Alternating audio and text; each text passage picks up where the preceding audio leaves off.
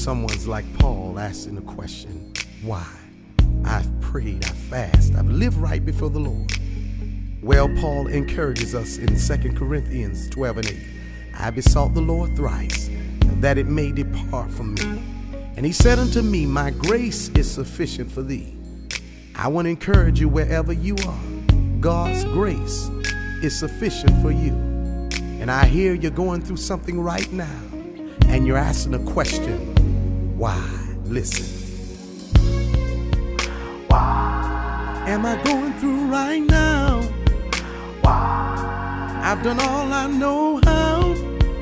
Why? Have it lasted this long? Why? Am I still in this storm? Why? In the eye of this trial?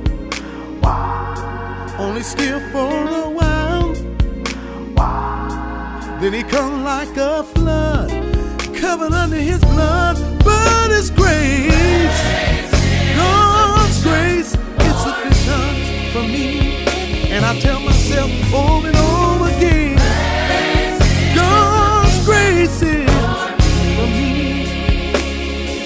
Listen, y'all. Fast and prayed about it. I believed, not doubted, no. I stood still and I prayed. Didn't run, but I stayed. My. I'm still holding on. Why? End of trial unknown. I don't understand, but Lord, it's in your hand. Your grace is sufficient for me. And I tell myself over and over again, grace is sufficient. And I was reading 2 Corinthians, and it says something. Listen, my strength is made perfect in your weakness. My voice is louder in your weakness. My will is well done, and the victory has been won. Your grace is sufficient for me. Tell myself over and over again, your grace is sufficient for me. Listen, my strength is made perfect in my weakness. My voice is louder, that's what he tells us, in your weakness. Listen, my will is well done, and the victory has been won. Ooh, grace is sufficient. Anybody believe what I'm saying? God's grace, his grace is sufficient. Oh, wait a minute, listen.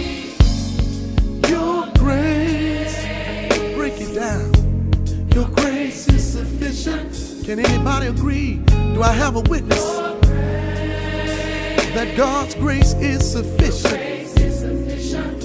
You see, sometimes we deal with trials, and we've called everybody, we've searched and tried our friends and tried mother, tried father, sister and brother, but how many know you got to give it to God in the midst of your trial? And I want to encourage you that God will hold you. He'll make and mold you. He'll build you in the midst of the trial. Sometimes he don't move it when we want him to, but how many know that he moves it right on time? And even if he don't move it, he'll make and mold you in the midst of your trial, and he'll make that smile upon your face. And I want to encourage you wherever you are that God's grace is sufficient. And you've got to encourage yourself that even in the midst of the storm, God has it worked out for my good. Somebody need to know, wait a minute, he'll build you up in your storm. He'll keep you in the midst of the rain. God's grace is sufficient. Job said, naked I come out my mother's womb, and naked I shall return. The good Lord giveth, the good Lord taketh away. But blessed be the name of the Lord.